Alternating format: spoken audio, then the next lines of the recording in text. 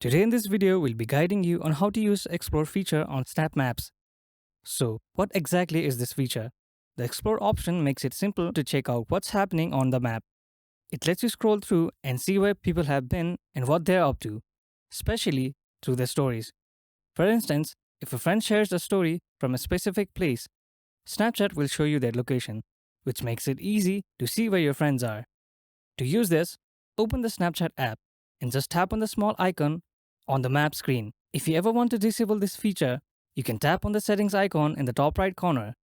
From there, you'll find ghost mode option. Turning this on will hide your location from others and you won't be able to see your friend's location either. You also have 3 options to manage who sees your location. My friends accept, or only these friends. This gives you control over who can view your location, who you want to exclude, and that's it. And that's how you can use the Snap Maps Explore feature. Thank you for watching. If you find this video helpful, please don't forget to give it a thumbs up and subscribe to our channel for more.